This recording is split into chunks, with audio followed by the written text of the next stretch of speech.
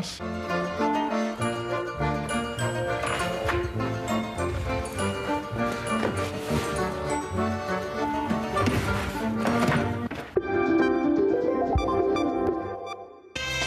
Laissez rouler en toute transparence.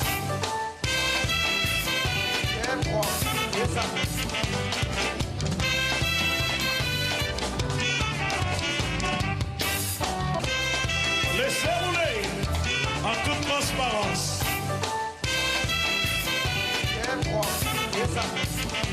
Je n'ai pas le temps de faire des dessins, je n'ai pas le temps de faire des moulages, des patrons, non, c'est inné, tout vient. Je mets le tissu et ça vient. Je vois votre morphologie et ça, on y va.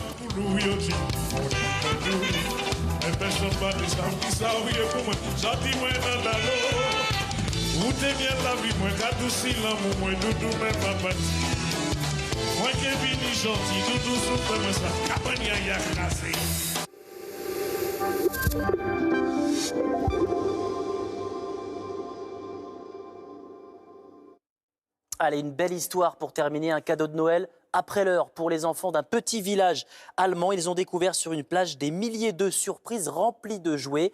Voici les images de ce joli mystère.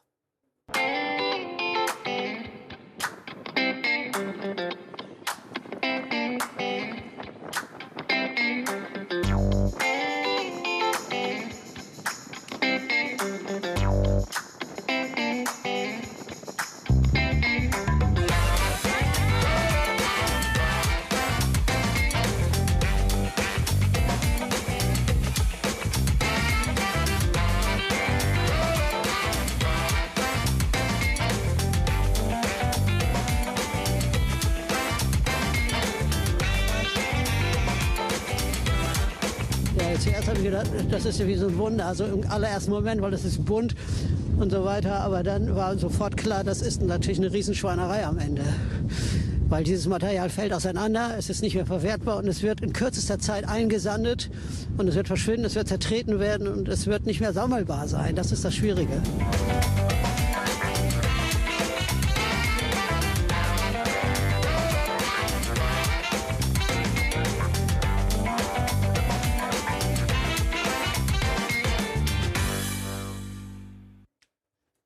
Voilà, toutes les bonnes choses ont une fin. Je dois vous dire au revoir. Je vous souhaite un excellent week-end sur France Info. Dans quelques instants, c'est France 24 qui prend le relais, juste après les météos. Bonne soirée, bonne nuit sur France Info.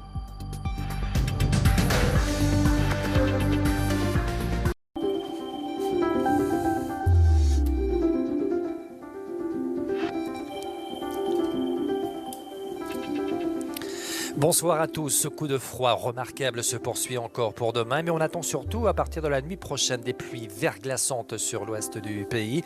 Alors on a évidemment une perturbation qui arrive par les côtes de la Manche sur de l'air froid, ça nous apporte ces pluies verglaçantes. Alors perturbation, on la retrouve dès ce soir sur les côtes de la Manche. Pour demain matin, eh bien, elle va progresser sur le pays. On la retrouvera de la basse Normandie jusqu'au Hauts-de-France avec ces pluies verglaçantes donc, qui sont extrêmement dangereuses. Donc si vous prenez le volant, soyez très très prudents donc, si vous êtes sur ces régions. D'où cette vigilance orange sur 20 départements. Alors en cours de journée, en cours d'après-midi, elle progresse en direction de la Lorraine. On aura même quelques petites chutes de neige, notamment sur la Lorraine. Et puis sur la moitié sud, c'est un ciel plutôt bien dégagé, avec du soleil, donc, mais un temps assez froid, il faut le dire, pour la saison. Quelques nuages également sur la côte d'Azur, également sur l'ouest de la Corse. Alors pour les températures, les minimales, elles sont extrêmement froides, glaciales même sur le nord-est. On aura moins 11 pour Mulhouse, moins 9 à Strasbourg, moins 6 à Reims, à moins 1 degré à Paris comme à Lille, 4 à Brest, moins 3 degrés pour Biarritz et moins 1 degré à Marseille. Alors pour l'après-midi, ça se réchauffe un petit peu, notamment par l'ouest, sur la façade atlantique, notamment 10 degrés à Brest et 11 à Cherbourg. On aura 3 degrés pour Paris, moins 2 pour Strasbourg et 7 degrés à Marseille. Alors pour la suite, dimanche, cette perturbation va progresser en direction du sud. On la retrouvera de l'Aquitaine jusqu'à l'Alsace avec des chutes de neige au-dessus de 300 mètres sur les Vosges, le Jura et le Massif central. Les températures qui remontent très légèrement avec un redout pour dimanche, température de 6 degrés du nord au sud, avec pas mal de Mistral sur la Méditerranée à 100 km par heure. Lundi, là on aura effectivement une nouvelle perturbation qui arrive par les côtes de la Manche et le ciel sera assez ensoleillé sur la Méditerranée. Je vous souhaite une excellente soirée. Bonjour, bienvenue sur France 24. Si vous nous rejoignez, il est minuit à Paris. Voici les principaux titres de la journée. Une fusillade à l'aéroport international de Fort Lauderdale, près de Miami, a fait au moins 5 morts et 8 blessés. Après avoir épuisé ses munitions, le tireur a posé son arme. Il s'est laissé interpeller sans combattre. Les policiers n'ont pas eu à tirer. Les services de renseignement des États-Unis ont largement déclassifié un nouveau rapport prouvant que Vladimir Poutine a bien ordonné une campagne d'influence sur la présidentielle américaine. Objectif, miner le processus démocratique et nuire à Hillary Clinton. Donald Trump se refuse toujours à condamner la Russie. Et puis une nouvelle mutinerie a fait au moins 33 morts dans une prison brésilienne. Des détenus ont été massacrés à l'arme blanche. Une guerre des gangs et la surpopulation carcérale sont en cause. 5 jours après un autre carnage, cette fois à la prison de Manaus, 56 personnes ont trouvé la mort.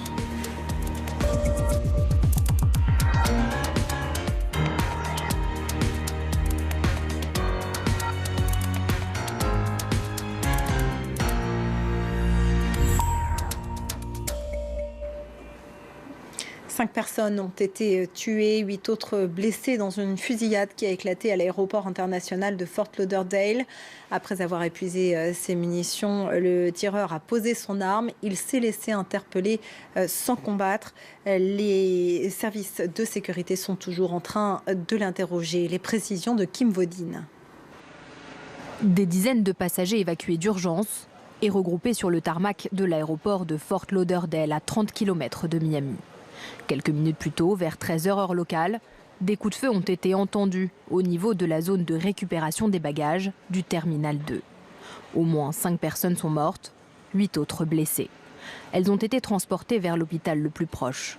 Le tireur, lui, a été appréhendé par la police et placé en détention. Le tireur est actuellement en garde à vue. Il n'est pas blessé. Aucun membre des forces de l'ordre n'a tiré de coup de feu. Le suspect est interrogé par une équipe d'agents du FBI et les enquêteurs du comté de Broward. On en sait un peu plus sur l'itinéraire du suspect. Il a pris un avion de l'Alaska vers la Floride, en passant par Minneapolis. Selon les autorités, son arme était à l'intérieur d'un sac. Il l'aurait chargée dans les toilettes de l'aéroport. Pour l'heure, on ignore toujours ses motivations. Le périmètre autour de l'aéroport reste lui bouclé. Le FBI est sur place.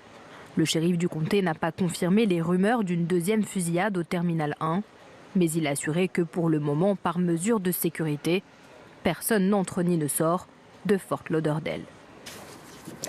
Les services de renseignement américains ont déclassifié en grande partie un nouveau rapport dans lequel ils expliquent que Vladimir Poutine a bien ordonné la campagne d'influence pour déstabiliser le processus démocratique aux États-Unis et nuire à Hillary Clinton. Malgré un briefing des chefs des principales agences d'intelligence cet après-midi à New York, Donald Trump, le président élu, se refuse toujours à condamner Moscou. Les précisions de Gallagher Fenwick, notre correspondant à Washington. Ce qui a sans doute été dit derrière ces portes fermées sont des choses qui ont déjà été présentées publiquement jeudi, notamment lors de cette grande audition au Congrès devant un panel de membres du Congrès justement emmené, ou plutôt mené par John McCain, le président du comité sénatorial aux forces armées, qui veut que toute la lumière soit faite sur cette interférence, cette ingérence même de la part de la Russie dans le processus électoral américain. Pour la communauté du renseignement américain, cela ne fait désormais aucun doute, cela fait même l'objet d'un consensus. La Russie a agi, et elle a agi de manière criminelle. Elle a volé, subtilisé des informations dans les comptes mails, dans les ordinateurs appartenant notamment à des démocrates. Elle a également répandu des fausses informations, des fausses nouvelles, et ce, comme vous l'avez rappelé, dans le but d'influencer l'issue de l'élection. Mais c'est une conclusion avec laquelle Donald Trump n'est manifestement pas d'accord, puisque même s'il ne dit plus qu'il n'y a absolument pas eu de piratage informatique, il dit deux choses, Donald Trump. Il dit que ce piratage informatique n'a eu aucune influence sur l'issue de la course, qui est donc la victoire de Donald Trump. Et ensuite, comme vous l'avez rappelé également, il ne condamne absolument pas la Russie, puisque pour lui, il n'y a pas de preuves tangibles, en tous les cas, qui lui ont été présentés, en tous les cas c'est ce qu'il dit, qui permettent de corroborer, d'affirmer donc à 100% que c'est bien la Russie qui a agi dans ce sens. Il faut savoir qu'à ce stade, et ça c'est nouveau, et c'est dans le rapport déclassifié, attention, pas dans son intégralité, mais tout de même des grands pans de ce rapport qui ont été déclassifiés, les services de renseignement américains